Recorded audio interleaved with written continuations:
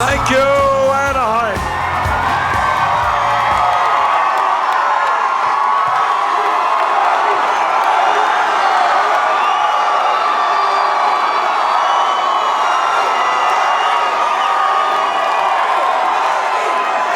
Thank you all. What a great turnout. Thank you. Let me begin by thanking Belson Sisa, Justin Sampson, Heather Matarazzo, and I want to say a word about Cenk Uygur. Do all of you know the Young Turks? Okay. And this is why what Cenk and the Young Turks are doing is so important. We live in a world where the corporate media, the people who own our country, give us their definition of reality. And what Cenk and a few other people are trying to do is give us a different perspective on reality, the reality facing the middle class and working people, not just the billionaire class. And I thank Cenk very much for the very good work that he does. Let me just begin by giving you a very personal anecdote. This morning, I got my big cup of coffee, and I won't tell you.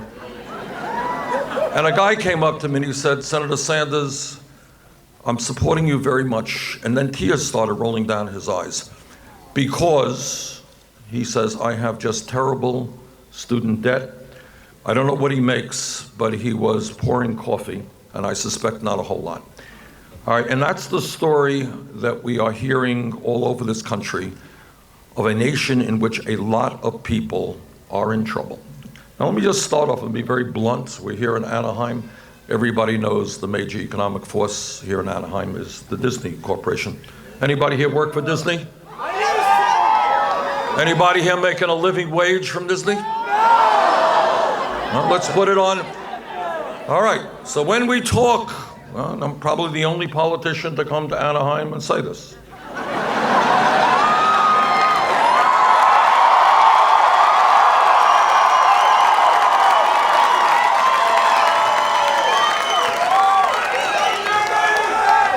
Now here is, and I use Disney, not just to pick on Disney, but as an example of what we are talking about when we talk about a rigged economy.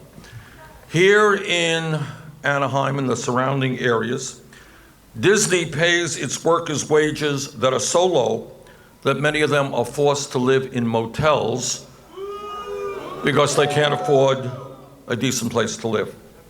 Meanwhile, Disney made a record-breaking profit of nearly $3 billion last quarter. Now, on the other side of the world in Florida, in Disney World, Disney replaced 250 workers with low-wage foreign workers who came in on what is called the H-1B program. You got it? So in order to save money, what they did is replace workers, I think they were tech workers. Is that what it was, technology workers? They got rid of them and brought in other people, had the tech workers train the other people, and then brought the other people in for lower wages. Meanwhile, the CEO of Disney made $46.5 million in total compensation last year.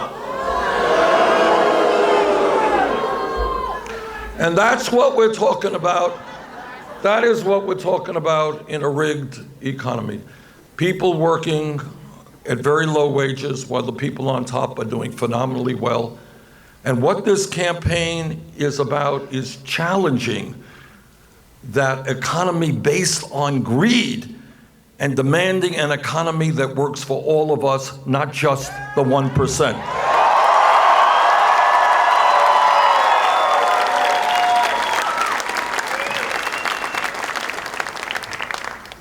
Now, when we talk about the economy, let me tell you things that will not appear on ABC. And you know why they won't appear on ABC? Who owns ABC? Right, so they don't talk about these things. Now, where are Disney's, the many t-shirts and the zillions of products that Disney manufactures? Where are they made? They made here in Anaheim? Oh, they're made in China. I didn't know that. I knew that. Okay? And they exploit people in China and they bring these products back into this country. Well, I think it would be very nice for the Disney Corporation to start building factories here in the United States so American workers can manufacture those products. And let me make a prediction that that statement will not appear on ABC tonight. Here is where we are with the economy, and it's important that everybody understands this. We today have more income and wealth inequality than any other major country on earth, and it is worse here in America today than it has been since 1928, a long, long time ago. And the Fed, Bernie? Today, the top 1/10 of 1%, not 1%, 1/10 of 1% owns almost as much wealth as the bottom 90%. Got that? And I dare say that the gentleman who is the CEO of Disney is part of that 1/10 of 1%. Today, the 20 wealthiest people in America, 20 people, own more wealth than the bottom half of America, 150 million people. Today, we have in America families in which mom is working 40 or 50 hours a week, dad's working 40 or 50 hours a week, the kids are working, and yet 58% of all new income is going to the top 1%. In other words, we have a rigged economy. Middle class is continuing to disappear. We've got 47 million people living in poverty. We have the highest rate of childhood poverty of almost any major country on earth, and the very, very rich are getting richer. So what this campaign is about is trying to create an economy that works not only for the people on top, but works for all Americans. What do we have to do that? Well, let's start off. If you work 40 hours a week, in my view, you should not be living in poverty.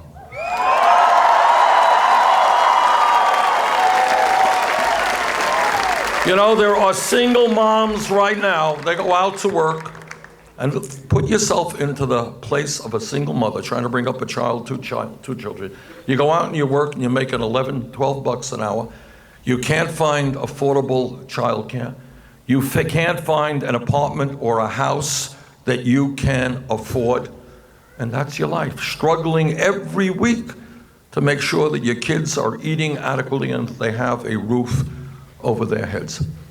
Now, that is why I believe that in America, if you work 40 hours a week, you should earn a living wage. And let us be clear, $7.25 federal minimum wage is not a living wage, it is a starvation wage.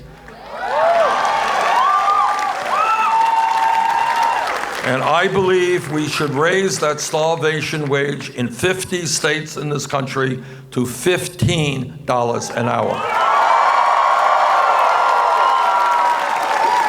Now, life would be a little bit different for some of the employees here working for Disney if the minimum wage were 15 bucks an hour. Is that right? And you know what? Workers should also find it easier to be able to form a union so they can negotiate a contract.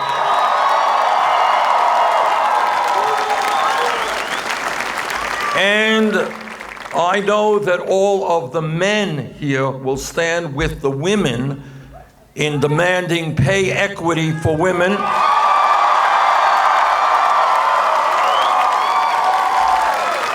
So that women do not make 79 cents on the dollar compared to men. This campaign understands that real unemployment is different than official unemployment. What's the difference? Anyone know? That's right, all right.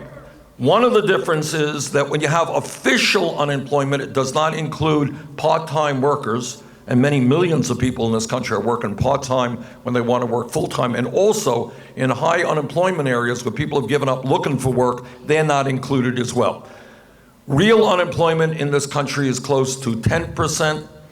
And in communities, in inner cities and in rural areas, often it is higher than that. In my view, we need a massive federal jobs program which puts our people back to work.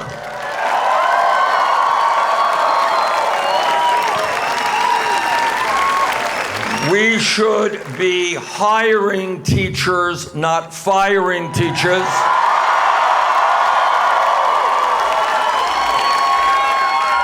We should be hiring hundreds of thousands of great young men and women as childcare and pre-K workers so that we have a great childcare system. And here's what else we should be doing. As all of you know, throughout this country, certainly in my state of Vermont, our infrastructure, that is our roads and our bridges, our water systems, our wastewater plants, are crumbling, many parts of this country. We can create 13 million good-paying jobs rebuilding our infrastructure, and that is what we should be doing.